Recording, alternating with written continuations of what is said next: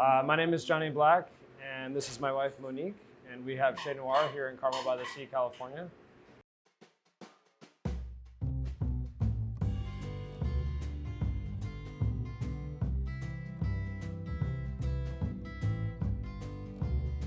Monique and I met in New York City. We were both working in a small restaurant called Colony in Brooklyn.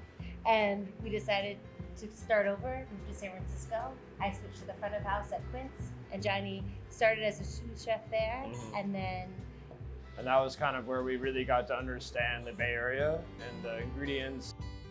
For me, it's really all about the ingredients first and foremost, which is why we decided to settle here.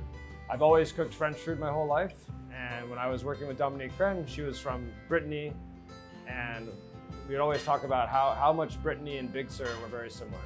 So before we opened this restaurant, we wanted to do a little inspiration trip, and we went to Paris, and then we went up to Normandy and did Normandy for 2 days, and then went to the Ile de Ré, to Bordeaux, to Biarritz, and then down to San Sebastian. And then we were just really struck by the similarities of the terroir and the ingredients, and just kind of like, this area is so similar to the west coast of France and the Basque region, but the culture around cooking and food and what they take from the ocean is just vastly different. There isn't a culture around that here. So what we really wanted to do is try to kind of highlight all these ingredients that are right here in our own backyard. And we have so many fishermen that we're working directly with on a daily basis, and as well as the farms. Dry aging for us allows us to really get in amazing products and hold it very well. I had done some dry aging in previous restaurants I've worked in, and we've done it in the walk-in, and it wasn't ever very consistent. You would sometimes get it good, or sometimes depending on what else was in the fridge, you might have spoilage. So I was really excited with the dry agers to get them in because these are made specifically for aging, and we're not going to store anything else in there besides the items that were aging for periods of time. And when they arrived, I was really impressed with, that they are very sleek.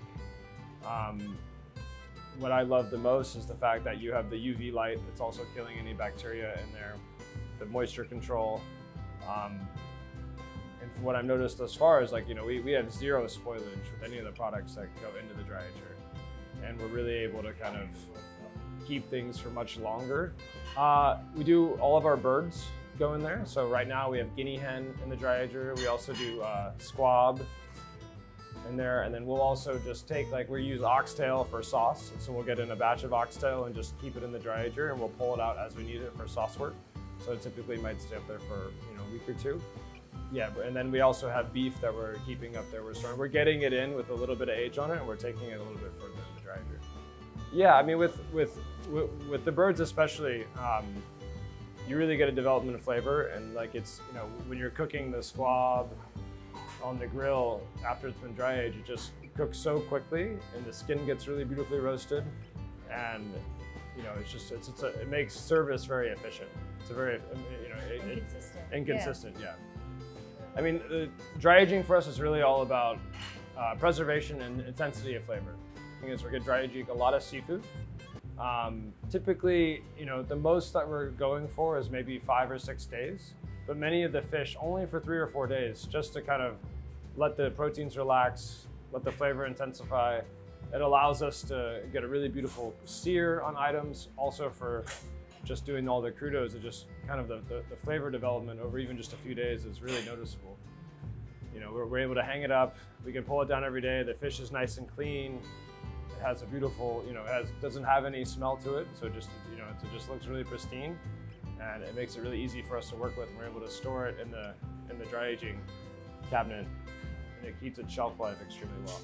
It's really been great to allow us to get in a large amount of fish at one time and keep it up there. And as we need it, we're pulling it out over the course of a week, and we're not losing anything, and the quality is only getting better as time goes on.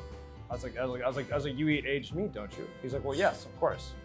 He's like, but no, why would I want to eat old fish? I was like, well, it's the same idea. Dry aging fish just makes sense. I don't understand why nobody's ever really figured that out before.